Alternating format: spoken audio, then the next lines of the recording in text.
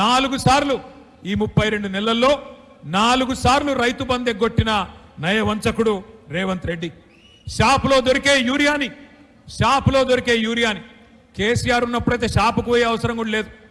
Auto అన్నకో auto తమ్మునికో ఒక phone కొడితే పొలం కాడికి వచ్చేది యూరియా. నేను చెప్పేది కరెక్టేనా కాదా? కేసీఆర్ ఉన్నప్పుడు ఒక ఫోన్ కొడితే యూరియా అనేది పొలం కాడికి వస్తుండే.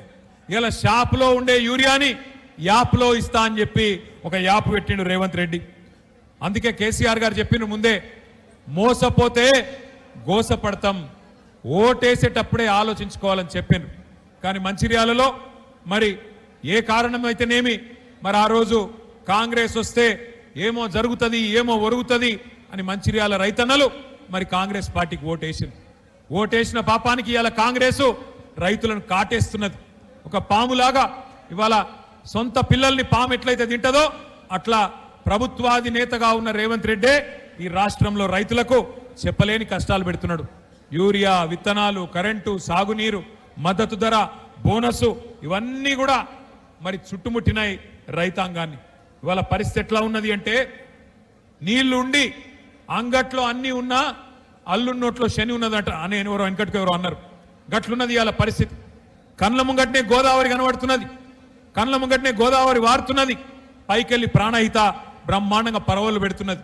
అంగట్లో అన్నీ ఉన్నా అల్లుడి నోట్లో శని అన్నట్టు పరిపాలించే పాలకుడికి సోయిలేనితనం వల్ల ఇవాళ కాళేశ్వరం అనే ప్రాజెక్టు కరువుకు పరిష్కారం లాంటి ప్రాజెక్టు కేసీఆర్ గారి కట్టిపోతే దాన్ని ఇవాళ ఇష్టం లేదు కాబట్టి ఎక్కడ కేసీఆర్ గారికి పేరు వస్తుందేమో అన్న భయంతోని కాళేశ్వరం ప్రాజెక్టులో ఒక్క మేడిగడ్డ బ్యారేజ్లో 2 పిల్లర్లు కుంగితే ఇవాళ మొత్తం కాళేశ్వరమే కూలిపోయిందని చిల్లర ప్రచారం చేస్తా ఉన్నాడు రేవంత్ రెడ్డి. కానీ ఎక్కడ తన దొంగతనం బయటపడుతుందో, ఎక్కడ కాళేశ్వరం మంచిగానే ఉన్నది, కన్నెపల్లి కాడ మోటార్లు మంచిగానే ఉన్నాయి, నీళ్లు మంచిగానే పోతున్నాయి, పంపులు చాలు చేస్తే నీళ్లు బ్రహ్మాండంగా పైకి ఎల్లంపల్లి దాకా వస్తాయి. మరి అక్కడ దాకా నీళ్లు వచ్చినాయంటే నిన్నటిదాకా నువ్వు చెప్పిన మాటలు ఫాల్తూ మాటలు అని చెప్పి ప్రజలు అంటారనే భయంతోని పంపులు చాలు చేస్తలేడు రేవంత్ రెడ్డి. నిజానికి కాళేశ్వరం ఒక అద్భుతమైన ప్రాజెక్ట్.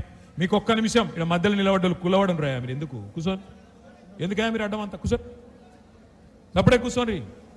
ఆ స్క్రీన్ కట్టం కూడా పడుతుంది, కూర్చోండి. నువ్వు కూడా ఇట్లా కూర్చోండి, దయచేసి కూర్చోండి అమ్మా, కూర్చోండి. మీకు ఒక్క నిమిషంలో కాళేశ్వరము ఏ రకంగా మరి కన్నెపల్లి నుంచి నీళ్లు తీసుకోవచ్చో మీకు ఒక్క నిమిషంలో నేను చూపెట్టే ప్రయత్నం చేస్తా.